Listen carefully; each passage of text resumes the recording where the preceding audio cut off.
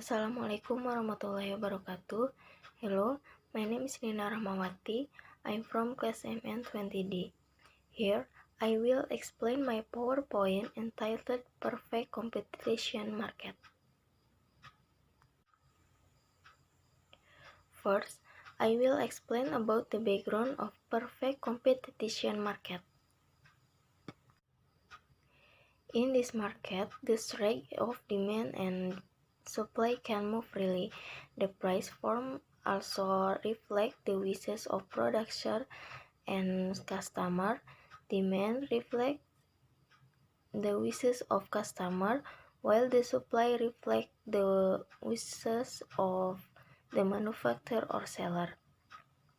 Of competition market in the field of production and trade of agricultural products such as rice, wheat, palm oil, and others. This form of market there is a small trade or the implementation of service that do not require special expertise.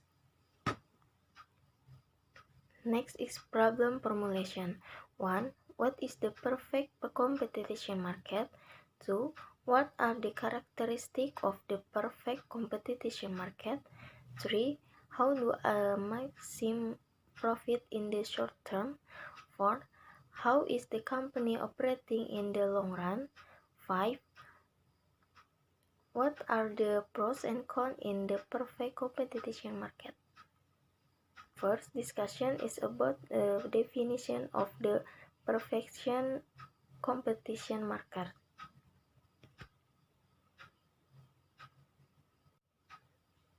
The perfect competition market is a form of interaction between demand and supply characterized by a large and unlimited number of customers and a large number of producers.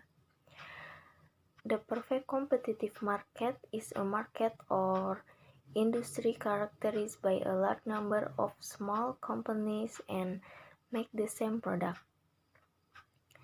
This perfect market can also be defined as a market structure where seller and buyer cannot influence the state of the market. In the perfect competitive market, there is a perfect mobility of resources as well as the existence of perfect knowledge of both buyer and seller, so that the power of the supply can move real. Examples include security from capital market or money market. The characteristics of this perfect competition market are as follows. A. Homogeneous product. All company product homogeneous good. Product that are able to provide satisfaction to customer without the need to know who the manufacturer is. B. Perfect knowledge the economic sector. C. Small relative output. Company in the industry or market are considered to product efficient, as well as the amount of output of each company individually is considered relatively small compared to the total output of all companies in the industry. Next, D. The company receives a market-defined price. The company sells its product at a market set price. Individually, the company is unable to influence the market price. E. Free entry and exit. In the competitive market, perfect production factor of unlimited mobility and the absence of cost to be ensured to move the production factor.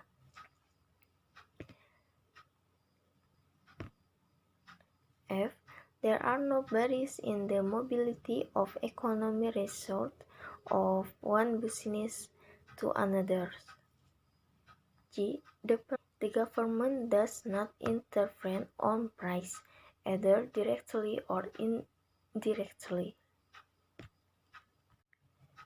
H. Buyer and seller are free to enter into agreements without any government interference.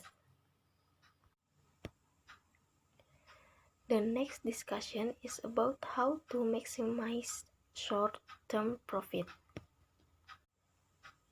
Ways to determine the maximization of profit by a company are terms of profit in the short term. The profitability by a company can be explained by two events. First, compare total sales result with total cost. 2. Indicates the circumstances in which the margin are equal to the marginal cost. In the first way, the profit is determined by calculating and comparing the total sales result with the total cost. Profit is the difference between the total sales result earning and the total cost incurred. The profit will reach the maximum if the difference between the two is the maximum. So, in this first way, the maximum profit will be achieved in the difference in value between the total sales result and the total cost in the maximum. The next slide is discussion long-term operation of the company. In the long run, all inputs are variables. This situation can be considered the planning stage before the company enters an industry. At this stage, the company will decide what kind of production facility it will build. In the long run, the company also continues to try to maximize profit. The price in the market set is the same as MR. The output will rise during MR is less than MC. Maximum profit is reached when MR equals MC. Next, I will mention advantage and disadvantage of perfect competition market.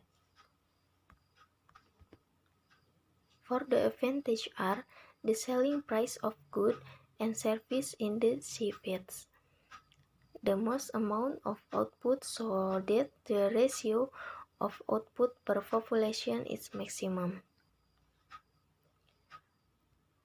People feel comfortable in consuming homogeneous product and not afraid of tricky in quality and price.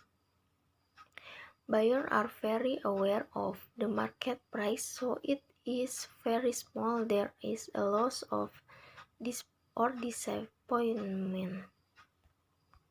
Buyers are very aware of the market price, so it is very small that is a loss or disappointment.